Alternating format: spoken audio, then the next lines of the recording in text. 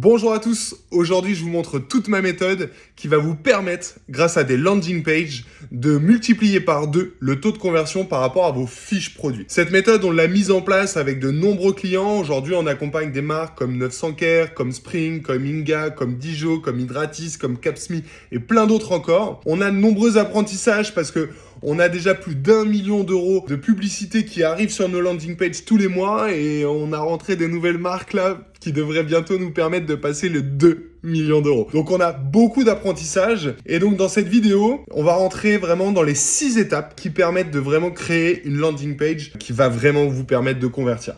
Donc on va commencer tout de suite avec évidemment les bases. La grosse base qu'il faut bien avoir en tête, c'est vraiment de créer une cohérence parfaite ou en tout cas une cohérence la plus totale avec vos ads, avec votre évidemment vos acquisitions.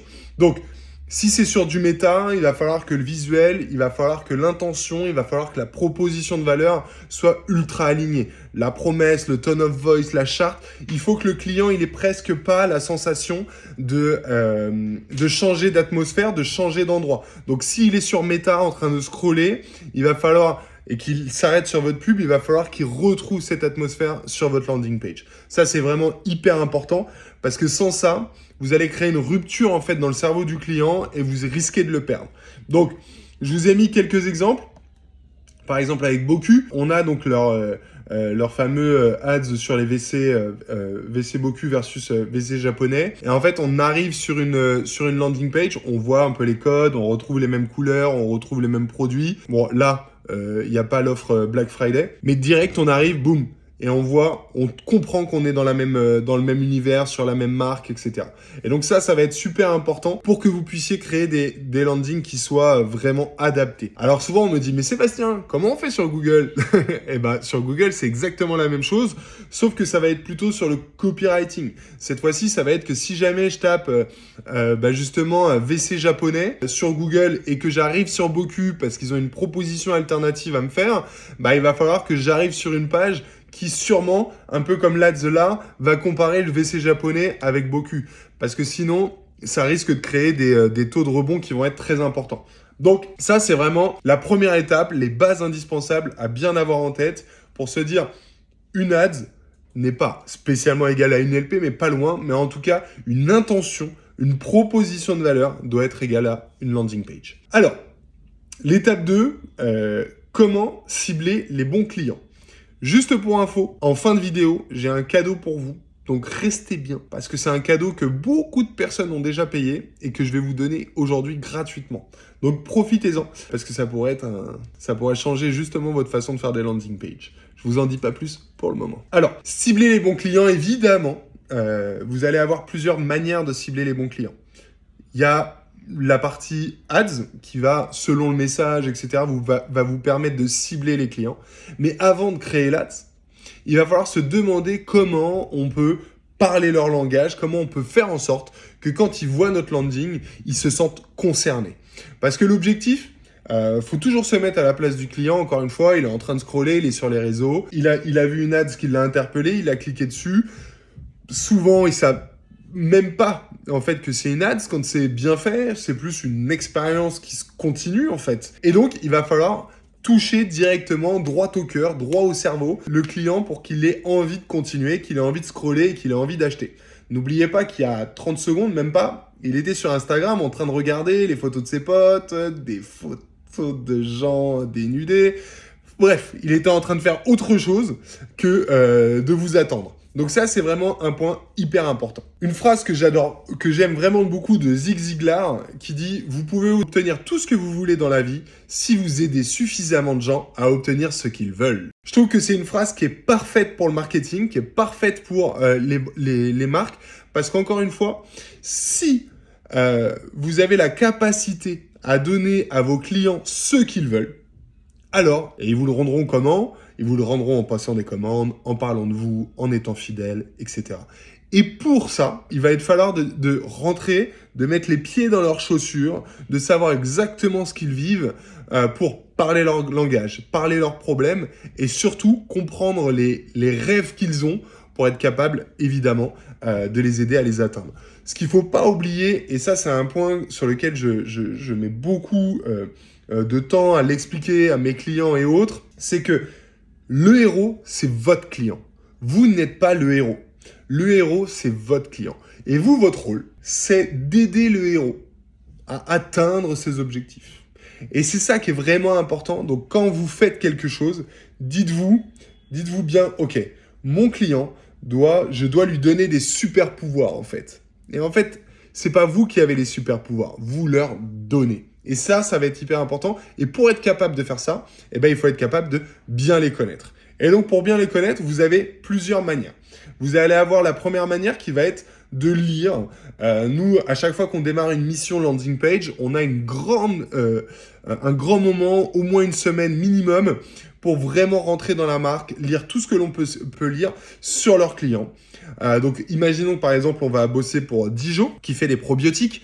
Eh bien, on va aller se renseigner sur ce qui se dit sur les probiotiques. Donc, on va pouvoir potentiellement aller sur YouTube, on va pouvoir aller sur Google, sur des forums, sur des blogs, sur des articles de presse, pour voir un petit peu, tiens, comment les gens en parlent, qu'est-ce qu'ils mettent en avant, qu'est-ce que les gens vont dire, par exemple, en commentaire, qu'est-ce que les gens vont se poser comme question, par exemple sur Quora, on va voir les questions que les gens se posent.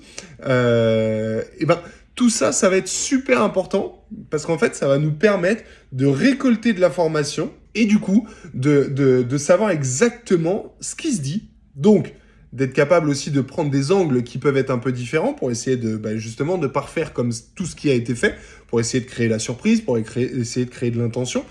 Ça va être super important. Donc, passez du temps à lire, à découvrir pour vraiment savoir comment vos clients se comportent. Ensuite, évidemment, une fois que vous avez lu, vous pouvez regarder plein de choses qui vont être intéressantes, comme je le disais, par exemple sur les réseaux, en commentaire, etc.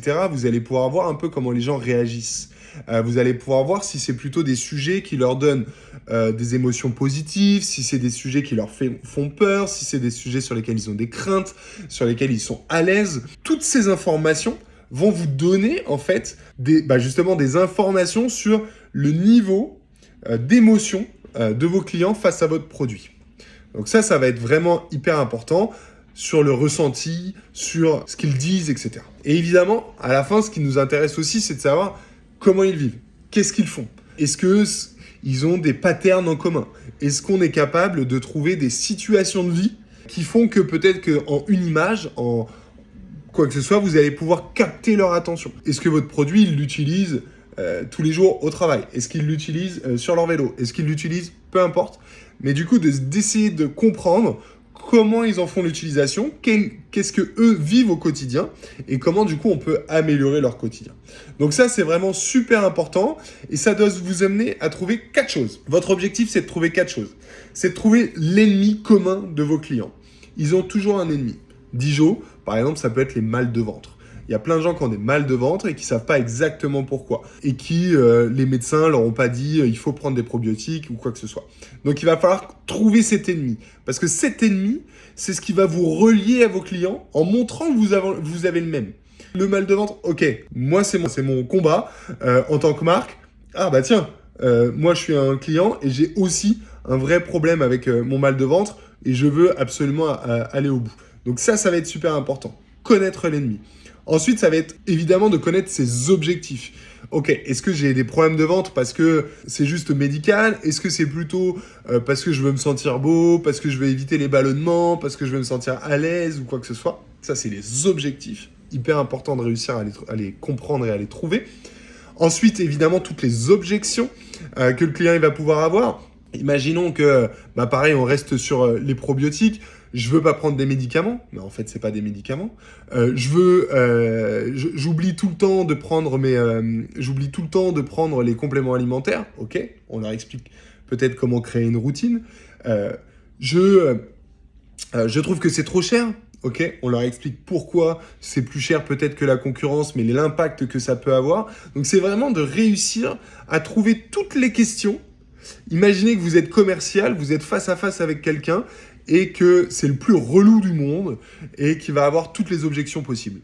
Vous faites ce travail et vous allez trouver en fait toutes les objections sur lesquelles vous allez pouvoir les traiter. Et en fait, les objections, vous allez en traiter beaucoup sur les landing pages, mais derrière, vous allez peut-être aussi en traiter dans l'Ads, vous allez peut-être en traiter par mail, vous allez peut-être en traiter sur plusieurs médias qui vont vous permettre en fait de lever l'ensemble des freins à l'achat et qui vont du coup donner envie aux clients d'acheter et surtout de réacheter, parce que c'est ça qui est important. Et le quatrième point, c'est les autres solutions explorées.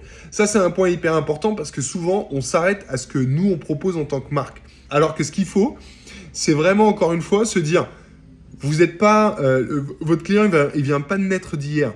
Donc, s'il a des problèmes de ventre, il a peut-être déjà essayé des choses. Peut-être qu'il a essayé des régimes, peut-être qu'il a essayé des compléments alimentaires, peut-être qu'il a essayé, je sais pas, des massages du ventre, peut-être qu'il a essayé whatever. Il peut avoir essayé plein de trucs.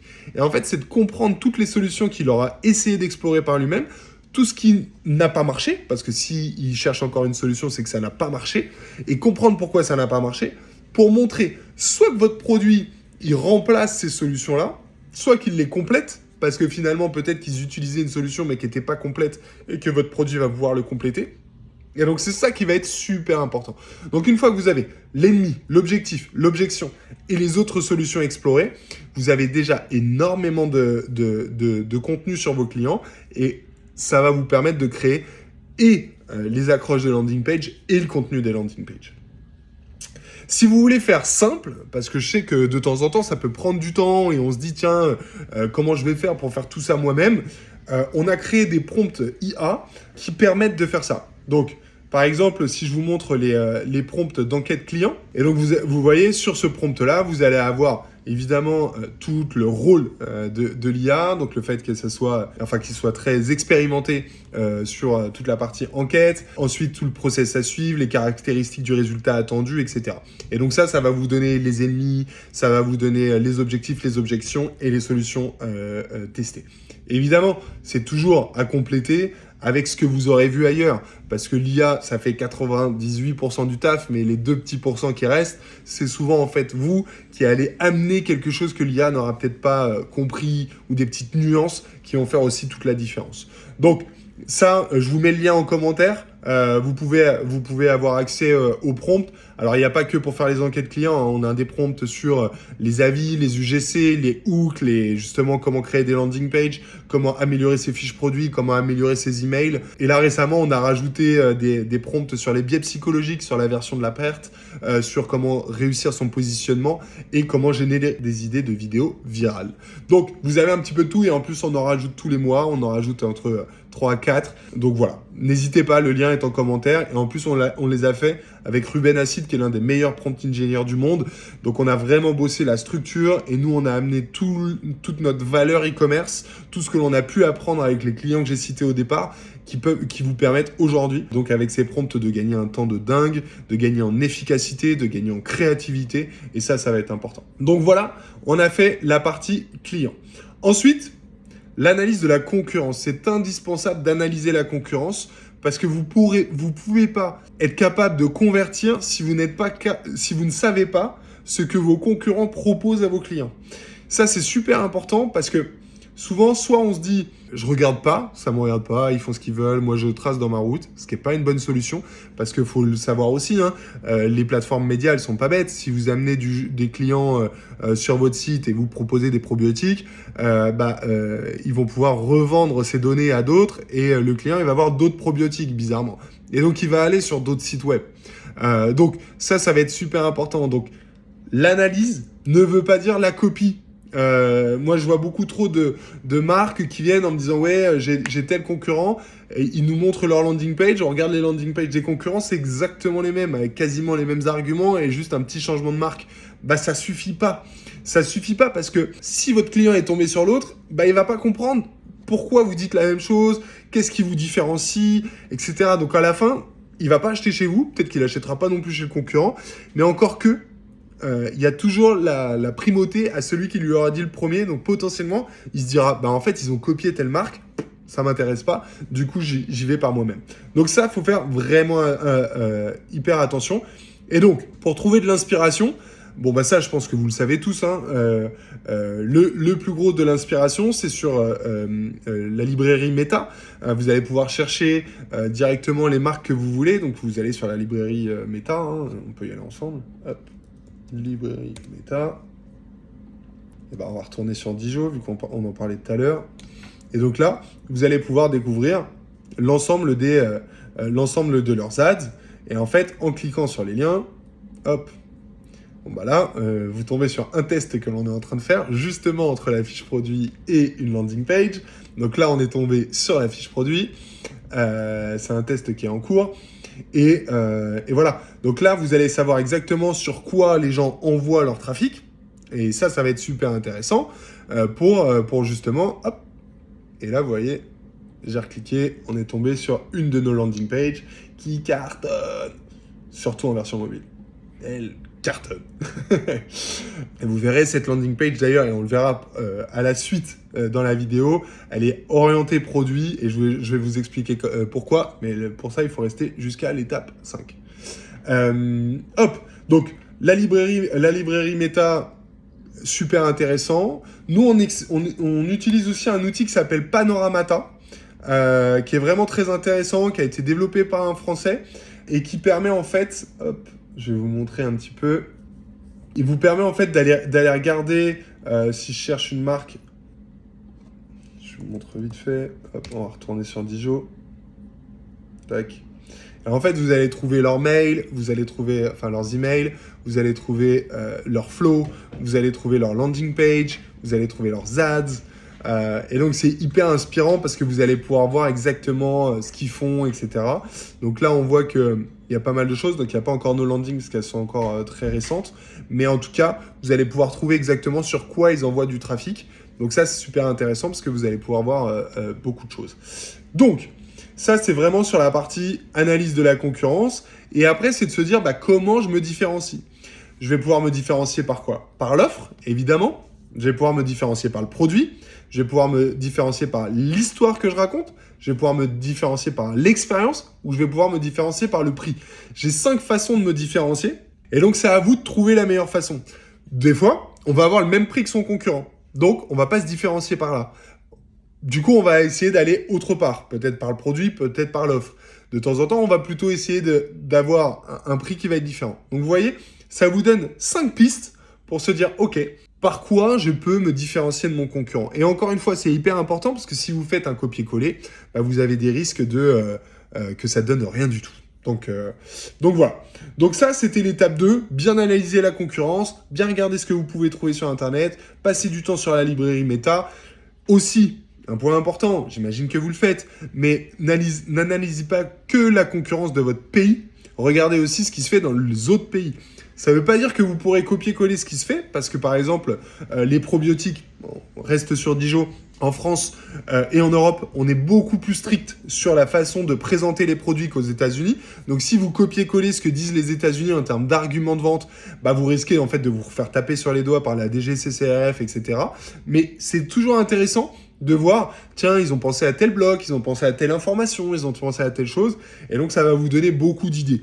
Et le problème de beaucoup, c'est que vous manquez d'idées. Donc plus vous allez vous nourrir de tout ça, plus vous allez avoir d'idées, plus vous allez être créatif, et du coup, plus vous allez surprendre vos clients, et c'est ça qui va compter. On passe à l'étape 4. Là, on va commencer à rentrer dans le dur. Là, pour le moment, c'était l'introduction. Là, on va commencer à rentrer dans le dur. Donc l'étape 4, c'est comment créer une offre irrésistible. Alors, j'imagine que beaucoup de vous ont vu ou ont déjà entendu parler de Alex Hormozy. Je trouve que ça marche plutôt bien dans l'e-commerce. Donc, je vais vous le rappeler. Son équation pour créer une offre irrésistible, c'est de se dire comment j'apporte le plus de valeur. Comment j'apporte le plus de valeur? C'est en multipliant le résultat rêvé de mon client par sa probabilité de réussite et de le diviser par le délai du résultat fois l'effort à fournir. Donc, si on reprend, tout à l'heure, on a vu quels étaient les objectifs de nos clients. Donc, quel est le résultat rêvé de nos clients? Ensuite, il faut que je lui montre à ce client que le résultat qu'il veut atteindre, il est facile à atteindre et qu'il a une probabilité très forte de l'atteindre. Donc là, on va pouvoir jouer sur plusieurs choses.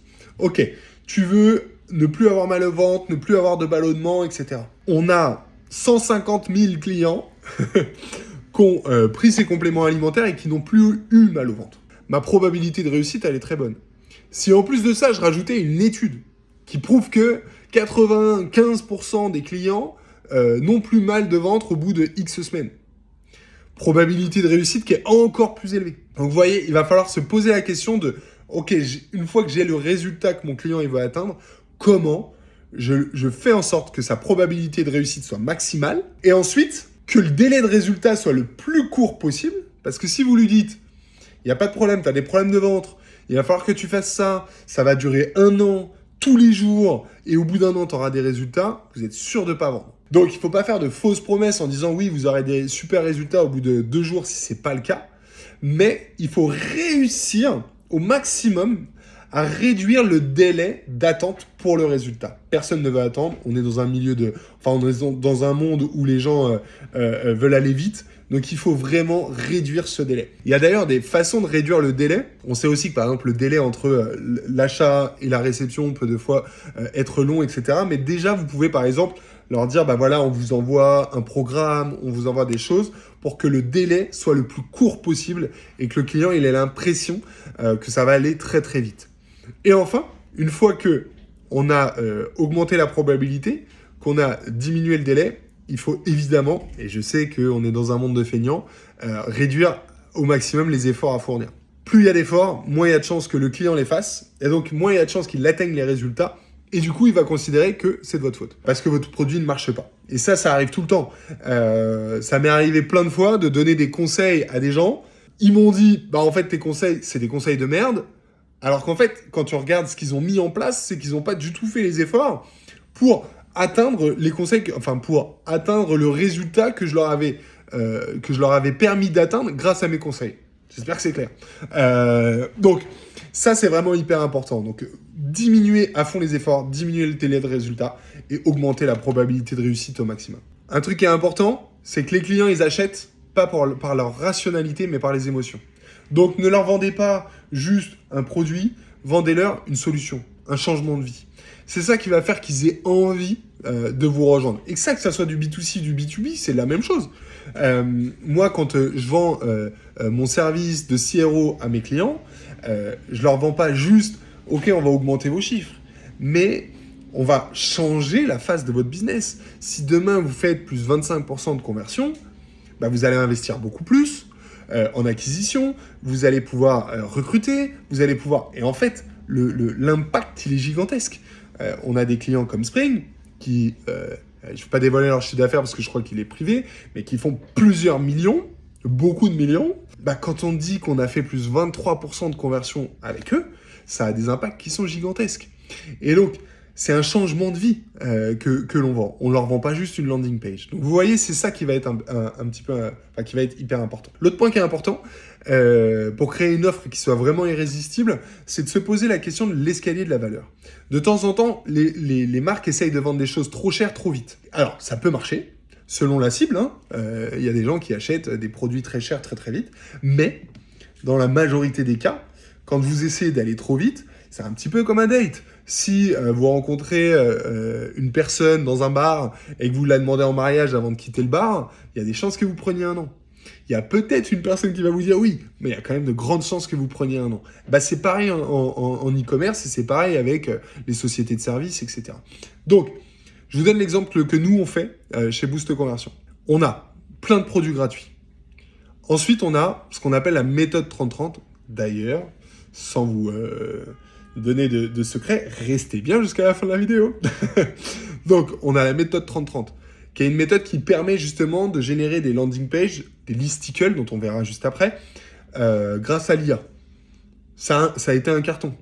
Derrière, on a la méthode Océan Vert. La méthode Océan Vert, c'est tout ce que l'on sait autour des landing pages. Donc là, c'est vraiment l'introduction de ce que je suis en train de vous dire. C'est tout ce que l'on sait sur les landing pages, que l'on met à jour très régulièrement. Et donc, on met tous nos apprentissages dedans. OK. Ensuite, on a du coaching. Ensuite, on a l'agence. Et ensuite, on peut imaginer plein de choses. On pourrait imaginer un mastermind, on pourrait imaginer plein de trucs. Des événements, etc., etc. Et en fait, l'objectif, c'est de se dire comment je fais monter mon client dans cet escalier pour faire en sorte qu'il ait le plus envie possible d'acheter. Et donc, c'est ça qui va faire vraiment, qui va être intéressant. Alors, évidemment, si vous vendez un produit à 50 € ou quoi, vous n'allez pas faire tout ça. Parce que ça serait dommage.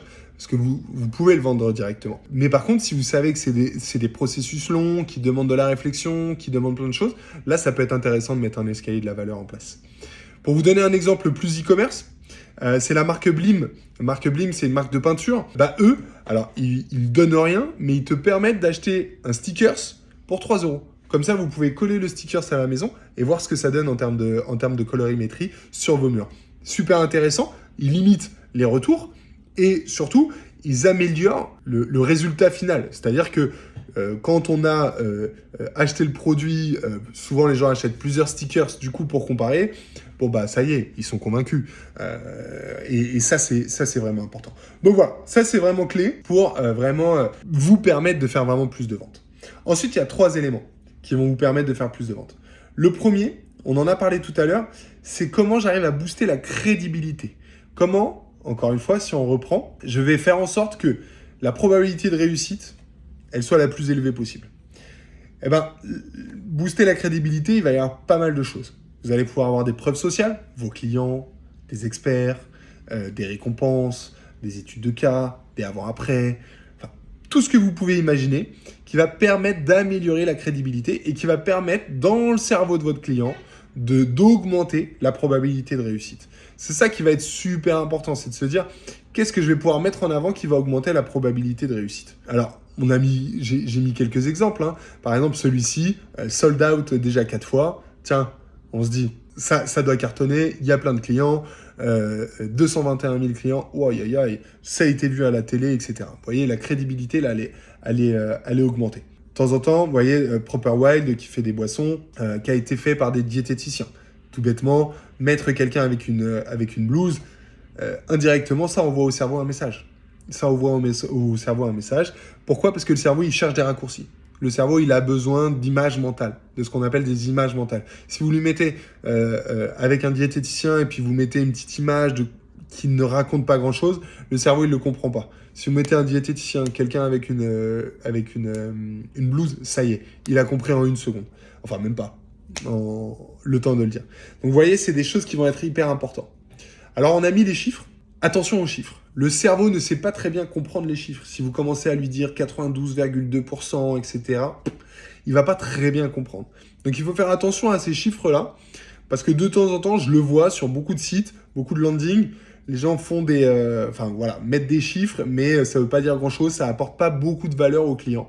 Donc, simplifiez vos clients. Parlez vraiment à l'instinct du client, parlez à son cerveau émotionnel, plutôt qu'avec des chiffres très compliqués. Si on est obligé de faire des maths, autant dire que c'est perdu d'avance. Donc voilà, donc ça c'est vraiment important, évidemment, les avis clients, les UGC, etc. Mettez le maximum de preuves sociales pour booster la crédibilité. N'en mettez pas trop non plus pour qu'on se dise attends, le mec c'est un filou et en fait il est en train d'essayer de m'arnaquer en mettant tout ce qu'il a trouvé.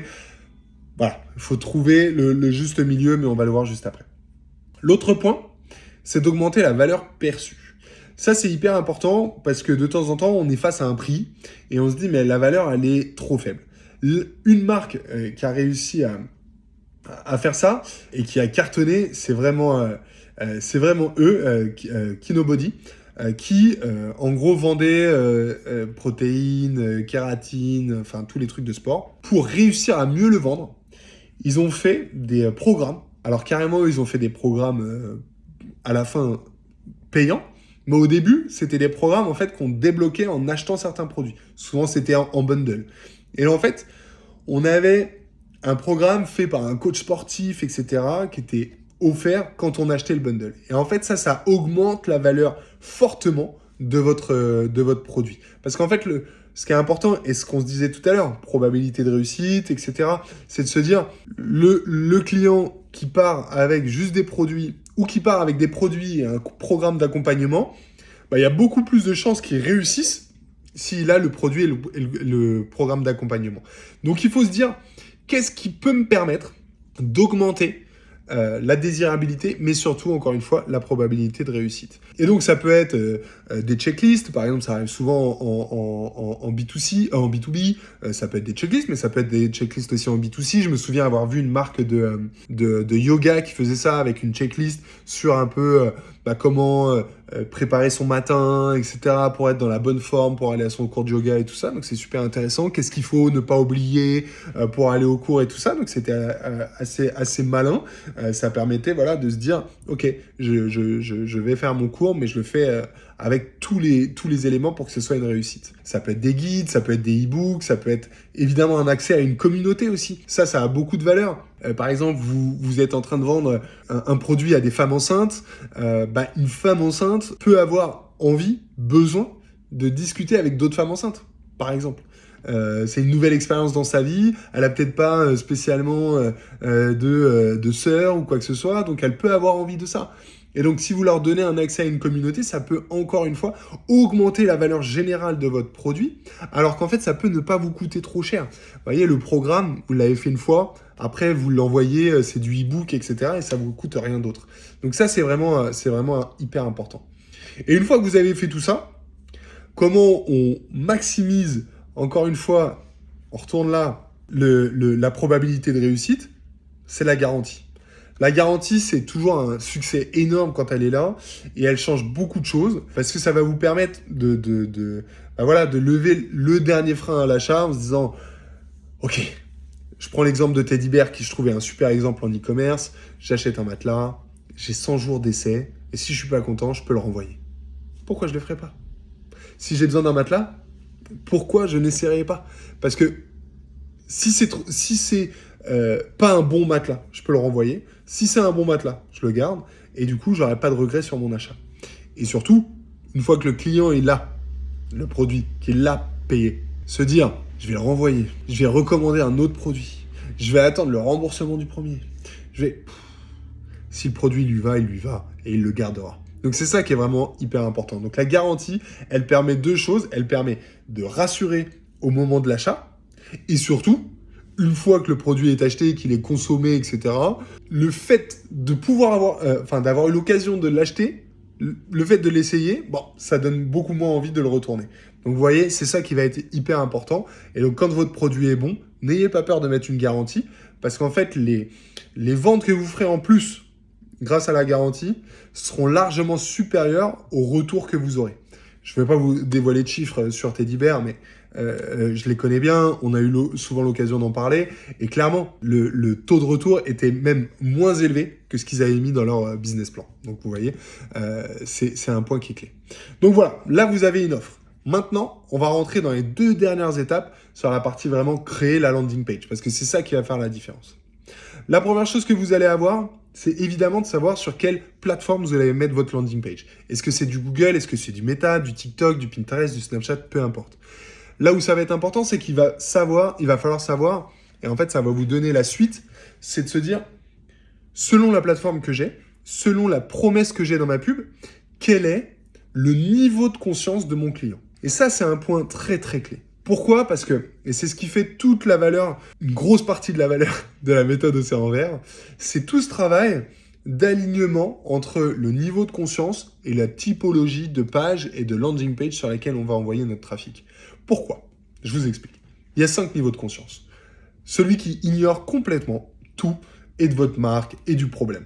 On estime que c'est à peu près 50% du marché. Ces gens-là, on les laisse de côté pour le moment. Ils ne nous intéressent pas, ils vont coûter trop cher, et il n'y a que des énormes marques, des multinationales, qui peuvent se dire, je vais mettre du budget dessus, ce qu'on appelle du budget branding, je balance du budget, et peut-être qu'un jour, ils changeront d'avis, et ils trouveront que c'est une super idée. C'est très compliqué, je vois trop de marques qui essayent ça, et qui n'ont pas les reins assez solides. Le deuxième, c'est ceux qui connaissent le problème, mais qui n'ont pas encore cherché de solution. Le troisième, donc eux, c'est à peu près 20% de la population. Le troisième, c'est ceux qui connaissent des solutions. Donc ça, c'est un point intéressant. Alors, ils ne connaissent pas spécialement votre marque, mais ils connaissent des solutions. Tiens, j'ai des problèmes de ventre, on reprend le même exemple pour ne pas se perdre. Je sais qu'il existe des compléments alimentaires qui peuvent permettre... Ok, ça c'est cool. 15% de la population. En dessous, on a ceux qui connaissent le produit. Alors ça, évidemment, eux, ils nous intéressent. Pourquoi? Parce qu'ils connaissent le produit, donc ils connaissent la marque des fois aussi, et donc ça va vous permettre clairement d'aller beaucoup plus vite dans l'acte d'achat. Et puis, il y a ceux qui sont assez informés, assez conscients pour prendre une décision. Aujourd'hui, 95% des marques ne s'adressent qu'à ces 3%. Donc évidemment, si vous et tous vos concurrents s'adressent aux mêmes personnes, il n'y a aucune chance que vous convertissiez à des taux intéressants et à des coûts d'acquisition intéressants. Donc, les informés et les conscients, on les adore. Mais clairement, c'est pas ceux qui vont nous permettre d'aller plus vite. Ça, c'est vraiment intéressant. Là où nous, on va avoir de l'impact, c'est sur les 3 niveaux du dessus. Le produit connu, les solutions connues et les problèmes connus. Pourquoi? Parce qu'avec eux, on va pouvoir leur raconter une histoire. On va pouvoir leur raconter un problème. On va pouvoir leur montrer une solution. Et là, il y a un potentiel qui est gigantesque. Gigantesque parce qu'en gros, c'est 15 fois plus de potentiel que ceux qui sont informés et conscients. Et 15 fois plus de gens, mais en plus, ils coûtent beaucoup moins cher. Pourquoi? Parce que les plateformes, elles le savent.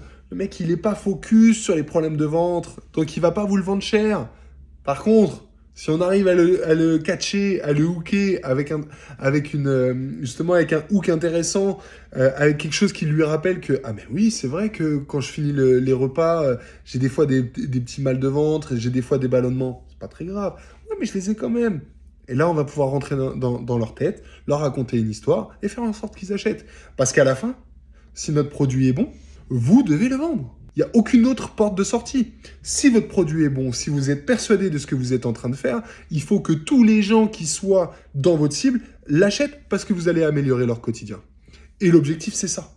Donc là, on va pouvoir leur raconter des choses. Et là, ça va être intéressant. Pour vous donner un exemple, sur Spring, qui est une marque de lessive qu'on accompagne depuis longtemps, notre landing page qui cartonne le plus, c'est pourquoi 60 000 Français ont décidé de jeter leur bidon en plastique. Pourquoi 60 000 Français ont décidé de jeter leur bidon en plastique?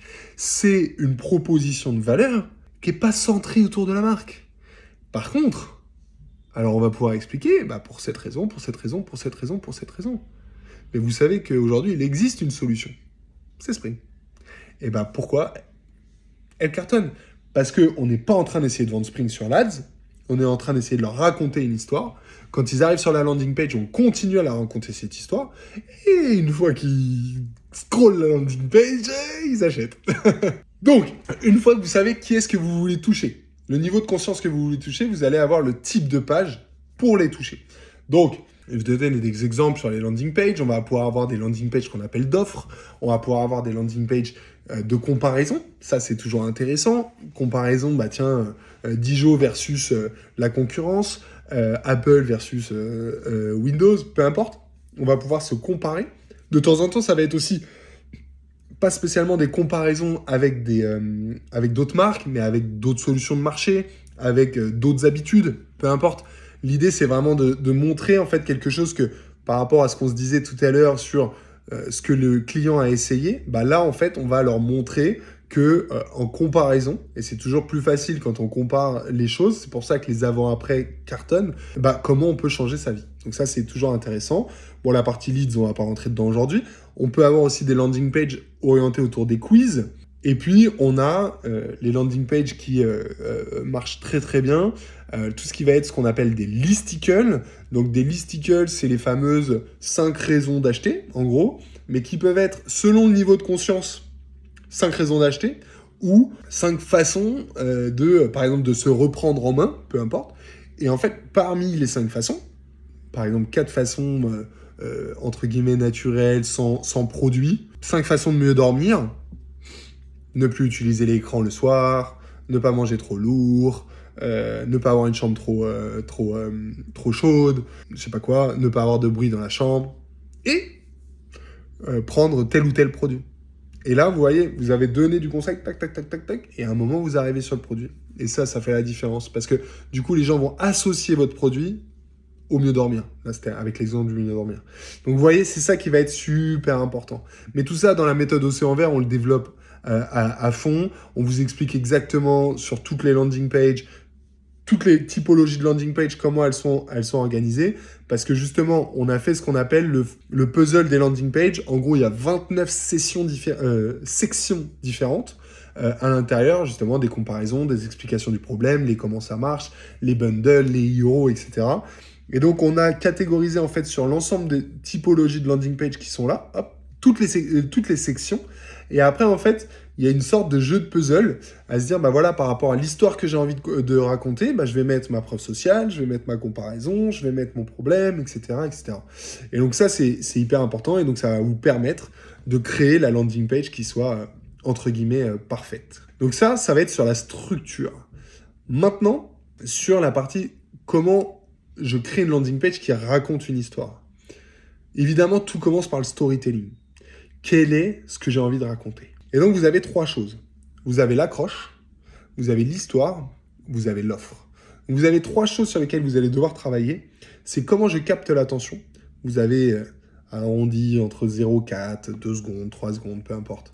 Mais très vite, besoin de capter l'attention. Pourquoi 60 000 Français ont décidé de jeter leur bidon en plastique? Pourquoi? Il suffit de lire la suite. Donc, ça, c'est vraiment important. Ensuite, justement, quelle est l'histoire qu'on leur raconte en détail? Et puis, évidemment, l'objectif d'une landing page, c'est de vendre. Donc, quelle est l'offre? Donc ça, c'est vraiment 3 points. Si vous n'êtes pas capable de me le raconter quand vous lancez une landing page, c'est quoi mon accroche? C'est quoi mon concept? Qu'est-ce que je suis en train de raconter? Qu'est-ce que j'ai envie que le client il ait envie de savoir? Quelle est l'histoire derrière qui va compléter cette accroche? Et quelle est enfin l'offre qui va permettre de relier l'histoire, l'accroche et évidemment le rêve du client. Et ben, c'est votre produit, c'est votre offre. Donc vous voyez, c'est ça qui va être super clé. Pour tout ça, vous allez avoir besoin de travailler votre copywriting.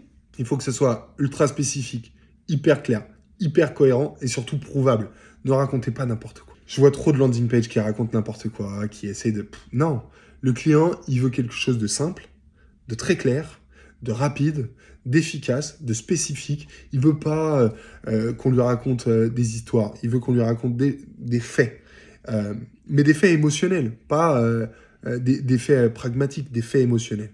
C'est quoi ton demain? C'est quoi ton demain? Qu'est-ce que tu dois comprendre? Et ça fait toute la différence. Ensuite, évidemment, vous allez avoir... Ça, c'est un bon exemple d'un livre qui avait été sorti comme ça, Astrological Love, qui a été racheté par un éditeur. Et le mec, il a changé le titre en disant, il n'a rien changé à l'intérieur, il a juste mis à l'intérieur « How to satisfy a woman every time ». Il en a vendu des millions. C'est le même livre. Et vous voyez la puissance du copywriting, la puissance de capter l'attention. C'est ça. C'est d'être capable, à un moment, de passer d'un livre banal à un livre qui fait des millions de vues en changeant une couverture, en changeant un titre. C'est ça qui fait la différence. Tout l'intérieur est le même. Donc voilà. Donc ça, c'est vraiment hyper clé. Et évidemment, derrière, il y a toute la partie CTA. Très important de travailler ces CTA, de les personnaliser et de les rendre spécifiques. Encore une fois, comme le copywriting. Si vous mettez commencer, acheter, quoi que ce soit, ou que vous mettez quelque chose comme commencer votre essai gratuit maintenant, changer votre destin demain, peu importe, vous allez, encore une fois, en fait, mettre en action votre client et ça va vous permettre de mieux rentabiliser tout ça. Et évidemment, il y a un gros travail aussi à faire sur les images pour savoir ce que vos images elles racontent.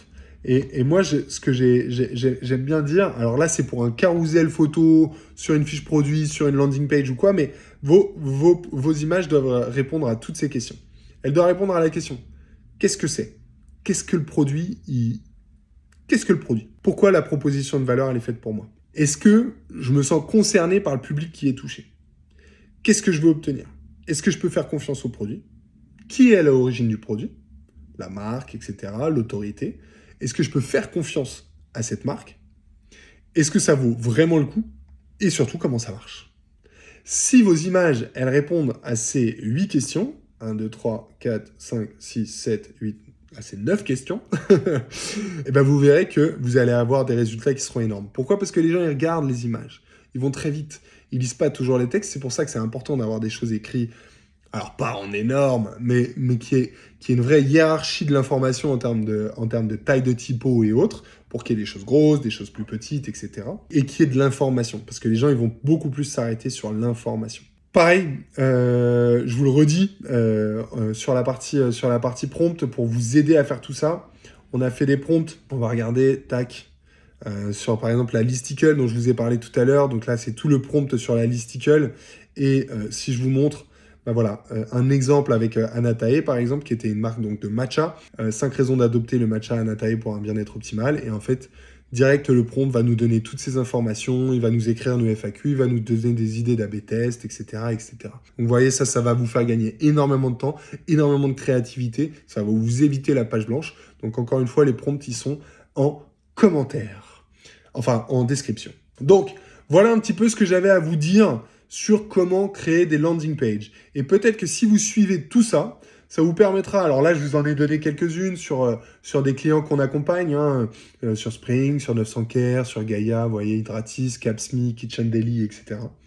De comment on arrive à partir d'une fiche produit, vous voyez par exemple si on prend l'exemple là d'Hydratis, à partir d'une fiche produit somme toute banale en termes d'e-commerce, à partir de ce qu'on a pu comprendre de la cible, ce qu'on a pu comprendre via les heatmaps, etc., comment on arrive à créer aujourd'hui des landings comme celle-ci, 5 signes que vous êtes sûrement déshydraté sans le savoir, vous voyez, hop, là, listicle parfaite, hop, qui nous amène sur « Et si ces signaux étaient un appel de votre corps ?» les tubes Hydratis, on vend les tubes Hydratis, etc.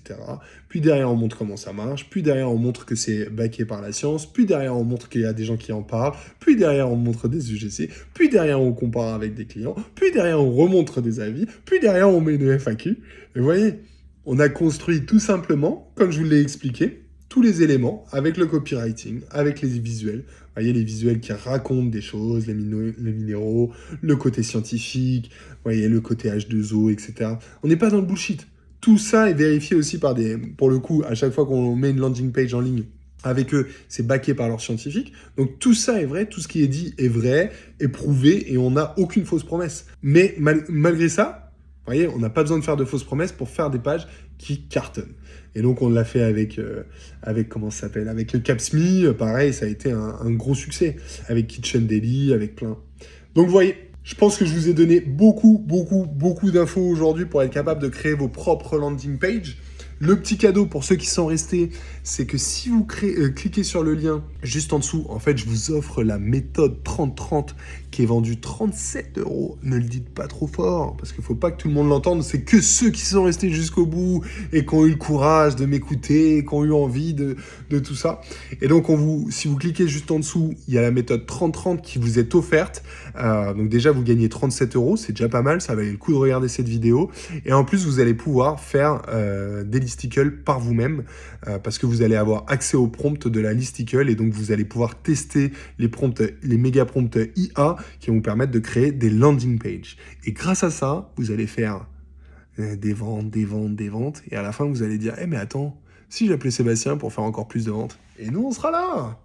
On sera là pour vous accueillir. Don't worry, we are here. Donc voilà, n'hésitez pas à vous abonner, à partager, à commenter cette vidéo.